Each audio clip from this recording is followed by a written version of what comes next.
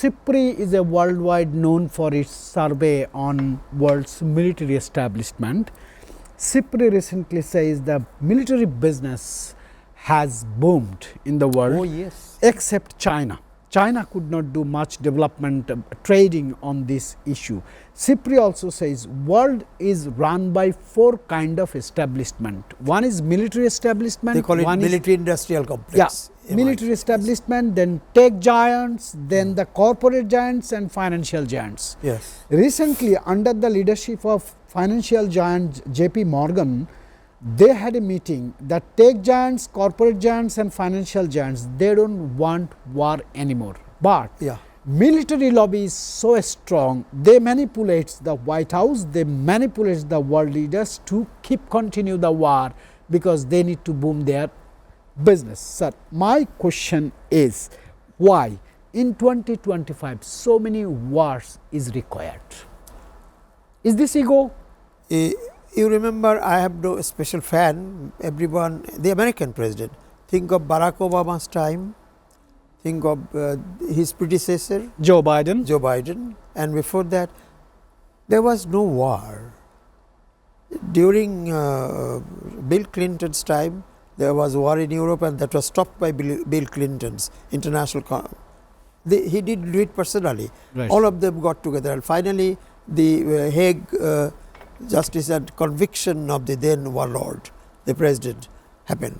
It is Donald Trump who is causing this. He has another very hidden ambition, not hidden really, much advertised I should say. He wants to win the Peace Prize, Nobel Peace Prize. And when he says that the war, think India, Pakistan, and India immediately retorts, no, we withdraw from it. There was no intervention by Donald Trump. So he is counting in his fingers, but what is he doing elsewhere? This man is going to bring about, or being the prime cause of the next world war. I feel very sad to say the next world war, the third world war. But if it happens, we may not live, or even if we live, we may starve. I don't know what is going to happen. Sir, the Russia-Ukraine peace talk brokered by the chief of war broking, negotiation broking Donald Trump, he also has been criticized by American top medias, a deal that involves Ukraine ceding land or giving up security alliances, risk undermining its sovereignty and could set a dangerous precedent, sacrificing principle for expediency, and also been praised by American Republican-backed media as a deal backed by a major power like US under Trump could provide security guarantees and pressure for compliance, offering Ukraine a viable path forward. Sir, how do you see two giant media in America has took two ways to praise or to criticize? That is what it is, but the thing is the power that be. Donald Trump is in power. The Congress is sometimes reported to initiate some steps, but he also has a majority in both the houses still, till the midterm comes when it may change. But still then, his impeachment leading to removal is the only answer, but that is not, it's talked about, but it does not seem to progress anymore. So, we may have to wait for another 3 years, but 3 years is a very long time for the whole world to wait for the removal of Mr. Trump. In my opinion, he is pushing the whole world to the brink of disaster, brink of destruction, I should say. Countries like ours, who may not be a party to any side of the war, will suffer its consequences in so many ways. So, I am afraid, I am shaking to think of the future if Donald Trump continues to be at the helm of affairs for still a long time, 3 years. There is a little chances to remove him from the presidency, as both the houses is Republicans but control. Republicans also can go against him. There are precedences of this. They can go. One is Jewish, Benjamin Netanyahu. One is Protestant Christian is Donald Trump. Another one is ultra orthodox Vladimir Putin. There is no participation from other religions. These three men is making the world hell. What is your observation? And along with, I want to add one question: what should be the role of international community in facilitating reconstruction and humanitarian aid in Gaza? Because still we see in the news humanitarian aid trucks are blocked by IDF. Yes. First is an observation, as you said, of these three persons representing three major religions in the world. Well, there may be differences of opinion, but it is the truth now, just dazzling before our eyes. So, I do not differ. I agree, but with some reservations, because there are some other people also, maybe of some other religions or some others, but this is more or less true at the moment. And the other question you asked is the prospect of peace. I would love to be able to say, yes, I fully agree that it's coming to a proper acceptable end, this hellish war. But if you see these situations and the past examples and other things, I don't see there may be an end because of the defeat sort of Ukraine, and in this case of Gaza, because they are weak. But this is a lull, maybe for a few years. But as I said, the cause of the Second World War was in the First War. So this is also going to be a repetition of history in that way, and the world is going to be more uncomfortable, as I discussed at length. And the European powers, they are preparing themselves with no secret. They say it openly. They are enhancing their defense budgets. The military industrial complex is gaining by that, and then they are also have started conscription in some places, but also voluntary training in some others, like in France. So this is a preparation. Maybe takes, they say it, one of the presidents, I don't remember who, said that it will take about 2-3 years maybe. So after about 3 years, they might think that they can be independent in handling Russia without America. That is how they are prepared. Do you agree one comment by Ulf Blitzer? He says America has lost Middle East.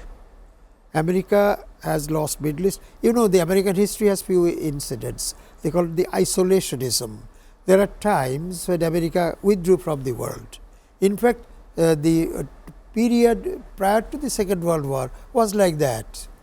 So this is American withdrawal, but America is so vast now, so powerful, and they have businesses all over the world, and the president himself has big businesses all over the world, especially in Russia and other countries. So they cannot withdraw or become isolationists like before, but they are in effect, in reality, isolated from the goodness of the world as America used to be in the past. So that is very unfortunate, and Europeans have been trying to come up to a standard where they can handle Europe themselves.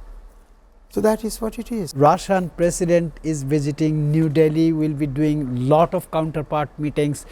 Do you believe, or do you find any potentials that somehow, somewhere, in some region, Bangladesh will face some impact on this meeting of two superpowers? Yes, Bangladesh, after this political changeover in Bangladesh, it has delinked from the Indian side. Previously, Bangladesh started talking about siding with Russia because of the indebtedness it has in 1971 veto and all those help for the creation of Bangladesh. That is a true indebtedness Bangladesh has. Now, with the change of the political structure in Bangladesh, there is no political structure yet, but this interim government, Bangladesh will stand aside, will not start any direct opposition of India, but this is going to have some impact in trade and all those things. But I have a feeling that Bangladesh is not going to directly side with either of the parties now, and especially also this sort of a government, the so-called transitional government, cannot also start the fate of a country by joining a side in a war or severe world dispute. So, Bangladesh is going to be uncomfortable, but will stay neutral now. Sir, I can remember one speech by Soviet Union's last President Gorbachev. He said, detachment from attachment may make you stronger or may put you in a weaker position. Which one you gonna pick? And relate it with Bangladesh, because India will not cooperate us, Myanmar will not cooperate us. We have only blue economy in Bay of Bengal. I think you understand what I mean. No, we don't. This is, I think, this is realized. Before I also, after the stint with the government, I was for some times in the research circle. Of course, that had also touched with the government. We know the blue economy is being given sufficient importance and taken into consideration, and there is a budget provision in Bangladesh on blue economy, but it takes a long time for all these things to be ready about it. Bangladesh started from the scratch. It was a backyard of United Bengal. In the British Empire, this was the backyard, though it was the great revenue building place during Mughal times and after that, but it fell into disuse and the marshy lands, and so it was neglected. After the creation of Pakistan and then Bangladesh, we have to start everything from scratch, despite whatever the form of government or kind of government. So, it takes us time. We do not have any built-in infrastructure. So, this blue economy also needs cooperation from other countries and also our own preparation. But as you know, the relatively poor, it is not as poor as we had been, but budget has so many demands, and blue economy also demands it greatly, because that is our great potential. And Bangladesh, irrespective of government, seems to be careful about that. So, I believe time is coming not very far away when we will also be able to take care. But we have also to be careful about our relations with the great neighbor, India, because we can never fight India. So, we have to maintain a normal friendly relation, but an independent and friendliness with self-respect and self-esteem. After Ali Ahmed very clear statement that we cannot fight with India, we will maintain our friendship, but we will have to find out our own way. Do you and think? Also our self-esteem and self-respect must be